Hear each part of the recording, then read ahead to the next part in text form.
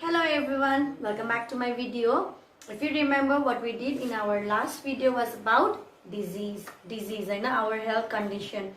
So being healthy doesn't mean just the absence of disease, but also being mentally, physically, socially and spiritually healthy. So if you see around yourself, like it also matters in your health, like what kind of people you are talking with, what kind of influence that people is having on you, that everything matters to be healthy. Say if you have a friend who constantly talk negatives and like have negative thought, that means your mental health will be little unstable. It will indirectly or directly you will be influenced by his or her talk. So it's necessary that you surround people who have positive thoughts, okay, and who has always like been there for you. Then you say you talk with people, you laugh, you share, such kind of environment or such kind of environment also helps you to prevent disease. Okay, so if you are staying alone, or if you are alone in your room, you like to stay alone, make sure you watch the things that is giving you some hope. Okay, don't just try to be isolated in yourself, but have a contact, and then you have like go and talk with your family, spend some time with them.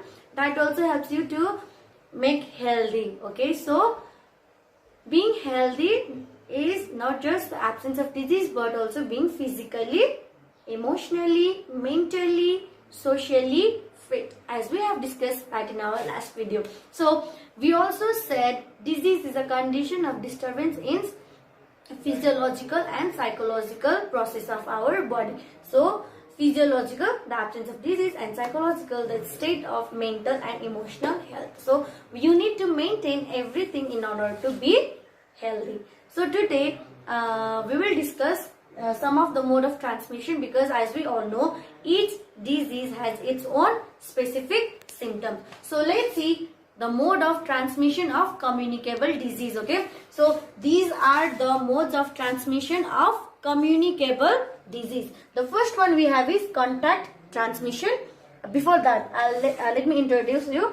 The first column talks about mode of transmission, second the process, and third the example. And first we have is contact transmission. That means how it is like transmitted is through direct body contact. I mean, if you are in contact with infected persons, and there is chances you will be there is like high chances that you will be affected. And second is indirect contact through infected objects. Say infected persons touching the different objects and you come to touch that means that is also the one way that you get infected. Okay, and the example we have is scabies and chicken pox. This is scabies luto huncha नि हैन, अनि chicken pox भनेको ठेउला, that is communicable disease. यो चाहिँ के को through बाट transmit हुन्छ त एकअर्कालाई, that is contact transmission. And second we have is droplet transmission. Okay, and droplet transmission is transmitted through inhaling of droplets expelled by infected persons during coughing or sneezing. कोही मान्छेले खोक्दा or हाच्चु गर्दाखेरि त्यहाँबाट निस्केको droplets बाट we get infected. So we might not know, like because viruses are very small that we can't even see with our naked eyes, right? So we need to be careful. Okay, if certain people have like common cold or pneumonia, maintain distance with that people. Okay, so that you not get infected, and don't share your things or don't use the things of infected person. And then the third one is airborne transmission. Airborne transmission is transmitted through air.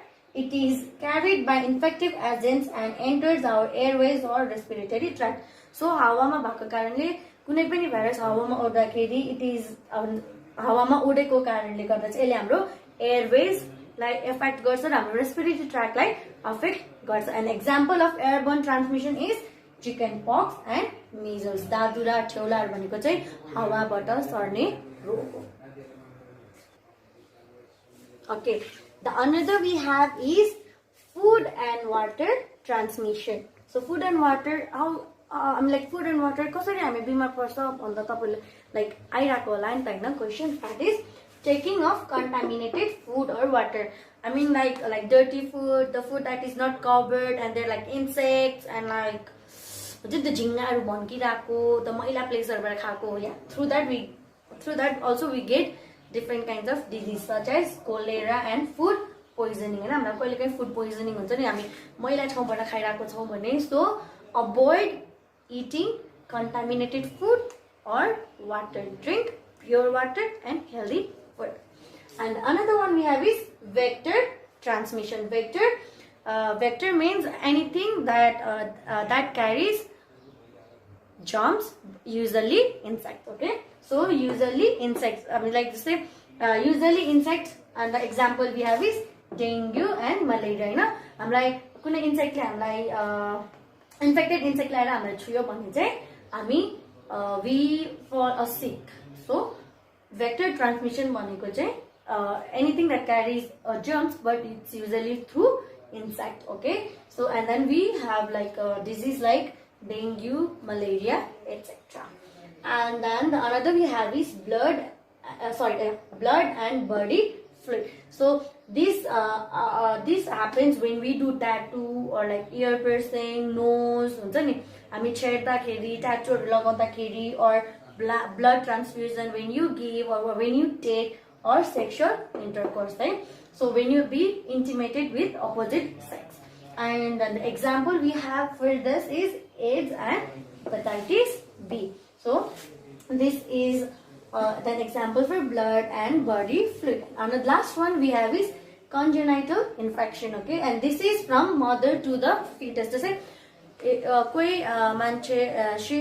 she is pregnant, and if she has certain disease, that means it is transmitted to the little one in the womb. So congenital infection, that is from mother to fetus, so we don't have examples for this. So today what we did is the mode of transmission for communicable disease, and class 7 and 8, please make sure you write this down in your copy and keep making notes. I'll see you in my next video with another topic from disease. Till then, stay safe, stay home. Thank you.